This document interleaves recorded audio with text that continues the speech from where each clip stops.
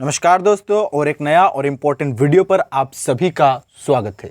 दोस्तों, आज का ये वीडियो पर हम आपके साथ बात करने वाले हैं one of the most important topic, जो कि निर्वाचन आयोग, जिसको इंग्लिश में कहते हैं इलेक्शन कमीशन।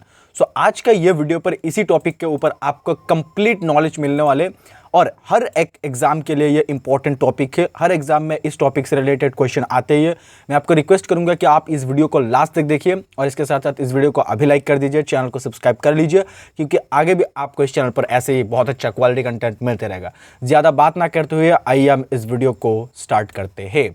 फर्स्ट क्वेश्चन यहाँ पर आपके सामने है कि मत देने का अधिकार किस आयु पर मिलता है। ठीक है, मत देने का अधिकार मतलब वोट देने का अधिकार किस वर्ष मिलता है या फिर कितने एज में मिलता है। आप इस क्वेश्चन का आंसर हमें कमेंट में बताइए कि वोट देने का जो अधिकार है वो किस वर्ष मिलता है। सो आइए हम नेक्स्ट क्वेश्चन की ओर चलते हैं और दूसरा क्वेश्चन देखते हैं। तो यहां पर आपको हमें छोटा सा एक इंफॉर्मेशन देना चाहते हैं कि अगर आप एसएससी जीडी या फिर इंडियन आर्मी का एग्जाम देने जा रहे हैं, देन ये ई बुक एक स्पेशल ई बुक है इंडियन आर्मी और एसएससी जीडी के लिए। जितने भी इंपॉर्टेंट टॉपिक इंडियन आर्मी और एसएससी जीडी का एग्जाम में इंक्लूड करता है, वो सारे आपको इस ई बुक पर मिलेगा, और इसका लैंग्वेज हिंदी में है। आपको, अगर आप सोचते हैं कि आपको ज़रूरत है, तो आप ये ई बुक को परचेज कर सकते हैं। मिनिमम प्राइस पर अभी इस टाइम ये ई बुक आपको मिल रहा है। ठीक है, आपको डिस्क्रिप्शन पर लिंक मिलेगा, आप वहाँ से चेकआउट कर सकते हैं। और दोस्तों, आपको कुछ भी तरह का सपोर्ट चाहिए तो आप इस व्हाट्सएप नंबर पर और आप इस मेल पर हमें व्हाट्सएप और मेल कर सकते हैं। हम आपको कोशिश करेंगे आंसर करने के लिए। नेक्स्ट क्वेश्चन यहाँ पर आपके सामने क्वेश्चन नंबर 2 है। ईवीएम का प्रयोग भारतीय चुनावों में कब से प्रारंभ हुआ है। ठीक है, ईवीएम का जो फुल फॉर्म है, ये क्वेश्चन एग्जाम में पूछा जाता है, आपको जानना बहुत जरूरी है। ईवीएम का जो फुल फॉर्म है वो है इलेक्ट्रॉनिक वोटिंग मशीन, ये आपको याद रखना है। ठीक है, इलेक्ट्रॉनिक वोटिंग मशीन। और ईवीएम का जो प्रयोग है, यानी कि इलेक्ट्रॉनिक वोटिंग मशीन का जो प्रयोग है, ये हमारे इलेक्शन में कब से प्रारंभ हुआ है, आपको याद रखना है। क्वेश्चन नंबर 2 का सही आंसर है ऑप्शन नंबर ए, यानी कि 1998 से हमारा देश में प्रारंभ हुआ है ईवीएम का प्रयोग। नेक्स्ट हम आगे बढ़ते हैं। क्वेश्चन नंबर यहाँ पर 3 आपके सामने है कि तारकुंडे समिति या फिर गोस्वामी समिति, और ये जो समिति है ये किससे संबंध है। ऑप्शन आप ध्यान से देखिए, ये ऑप्शन के ऊपर डिपेंडेंट है ये क्वेश्चन। सो क्वेश्चन नंबर 3 का जो सही आंसर है वो है ऑप्शन नंबर सी, यानी कि चुनाव व्यवस्था में आमूल सुधार करने के साथ ये समिति जुड़े हुए हैं या फिर इसके साथ संबंध है, आपको याद रखना है। ठीक है, आगे बढ़ते हैं क्वेश्चन नंबर 4 की ओर। यहाँ पर क्वेश्चन नंबर 4 है आपके सामने, भारत का मुख्य निर्वाचन आयुक्त अपना पद धारण करता है कब। ठीक है, अपना पद कब धारण करता है भारत का मुख्य निर्वाचन आयुक्त, और ये क्वेश्चन का सही उत्तर है ऑप्शन नंबर ए, यानी कि 6 वर्ष के लिए या फिर 65 वर्ष की आयु में, इनमें जो कोई भी पहले हो उस तक भारत का मुख्य निर्वाचन आयुक्त ने अपना पद धारण करता है। यानी कि 6 वर्ष या फिर 65 ईयर्स, मैक्सिमम 65 ईयर्स होने के बाद निर्वाचन आयुक्त ने इस्तीफा देना होता है। ठीक है, सो आपको ये याद रखना है कि 6 वर्ष या फिर 65 ईयर्स ये लिमिटेशन है। नेक्स्ट यहाँ पर क्वेश्चन नंबर 5 है आपके सामने कि 1952 का वर्ष भारतीय इतिहास में क्यों महत्वपूर्ण है। ठीक है, 1952 ये बहुत ही महत्वपूर्ण, इतिहास में बहुत ही महत्वपूर्ण साल है। सो ये क्यों महत्वपूर्ण है। क्वेश्चन नंबर 5 का सही उत्तर है ऑप्शन नंबर बी, यानी कि लोकसभा का प्रथम आम निर्वाचन हुआ था। लोकसभा का प्रथम आम निर्वाचन कब हुआ था, क्वेश्चन पूछा जा सकता है। 1952 में लोकसभा का जो प्रथम निर्वाचन है वो हुआ था। ठीक है, इसीलिए भारतीय इतिहास में लोकसभा का जो प्रथम निर्वाचन हुआ था 1952 में, यह साल बहुत महत्वपूर्ण है। Next is question number 7, Bharat की निर्वाचन पद्धति निम्न में से किस देश के निर्वाचन पद्धति के अनुरूप है। ठीक है, किस देश का निर्वाचन पद्धति जैसा है, अनुरूप है भारत का निर्वाचन पद्धति। सही उत्तर इस क्वेश्चन का ऑप्शन नंबर ए, यानी कि ब्रिटेन के जैसा हमारे देश का निर्वाचन पद्धति है। ये मोस्ट इंपोर्टेंट क्वेश्चन बन सकता है आपका एग्जाम के लिए, सो दैट आपको याद रखना है ब्रिटेन जैसा हमारा देश का निर्वाचन पद्धति है। क्वेश्चन नंबर 8 इज हियर, निर्वाचन आयुक्त की सेवा शर्त तथा कार्यकाल निश्चित करता है। ठीक है, निर्वाचन आयुक्त की सेवा शर्त तथा कार्यकाल कौन निश्चित करता है। मोस्ट इंपोर्टेंट क्वेश्चन, निर्वाचन आयुक्त का ये कौन डिसाइड करता है।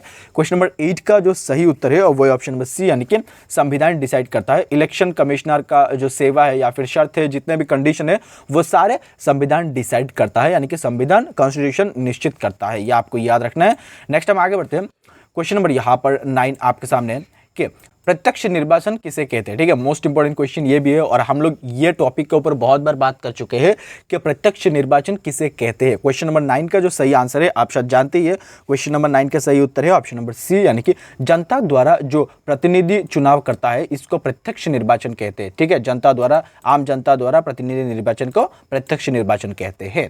क्वेश्चन नंबर 10 इज हियर कि मुख्य निर्वाचन आयुक्त की नियुक्ति तथा उसको पदच्युत करने का अधिकार निम्नलिखित में से किसको है, ठीक है।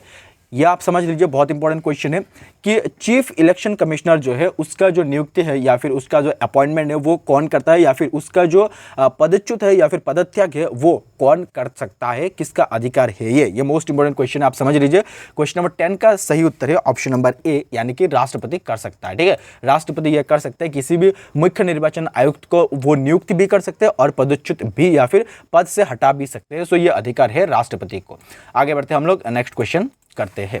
Question number 11 is here and most important question है, ये आप याद रखना। रिटर्निंग अधिकारी कौन होता है, रिटर्निंग अधिकारी जो है ये कौन होता है, सही उत्तर है ऑप्शन नंबर बी, यानी कि वो अधिकारी जो किसी निर्वाचन क्षेत्र में चुनाव के लिए उत्तरदायी होता है और परिणाम की घोषणा करता है, उनको रिटर्निंग अधिकारी कहते हैं, ठीक है। थोड़ा लंबा है, थोड़ा डिफिकल्ट है, बट आपको याद रखना है, इंपॉर्टेंट बन सकता है ये। नेक्स्ट हम आगे बढ़ते हैं क्वेश्चन नंबर 12 की ओर।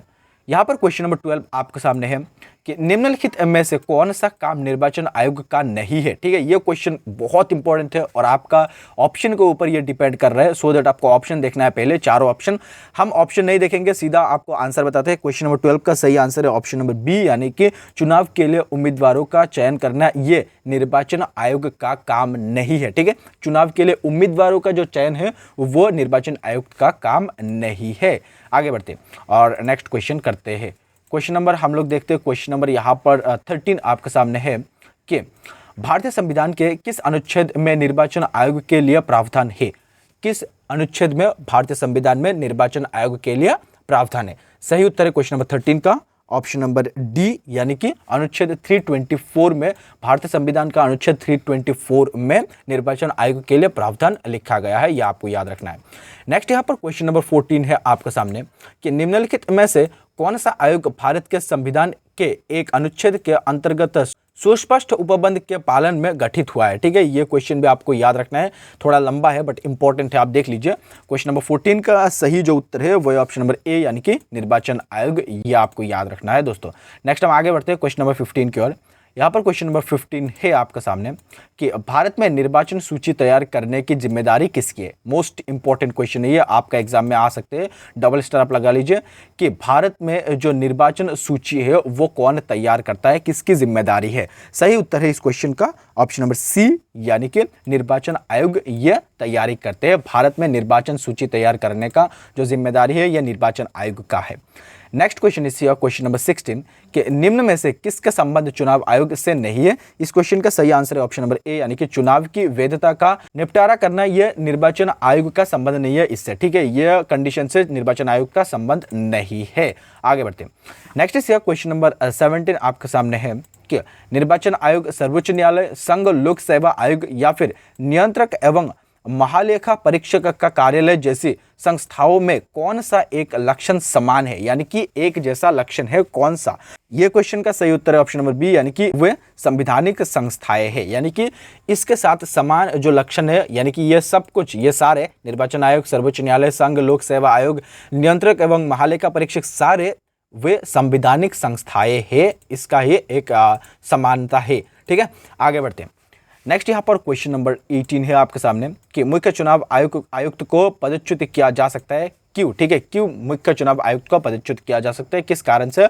सही आंसर है इस क्वेश्चन का ऑप्शन नंबर बी, यानी कि संसद के दोनों सदनों को सदस्यों को 2/3 बहुमत से प्रमाणित कदाचार के आधार पर, ठीक है, मुख्य चुनाव आयुक्त को पदच्युत किया जा सकता है, इस कारण से। नेक्स्ट हम आगे बढ़ते हैं, नेक्स्ट क्वेश्चन देखते हैं। क्वेश्चन नंबर 19 इज हियर कि निर्वाचन आयोग का चेयरमैन कौन होता है, ठीक है। निर्वाचन आयोग का चेयरमैन कौन होता है, this is very most important question, आपको याद रखना है। ये बहुत इंपॉर्टेंट क्वेश्चन है और बहुत रिपीटेड क्वेश्चन है, बहुत बार एग्जाम में पूछा जा चुका है।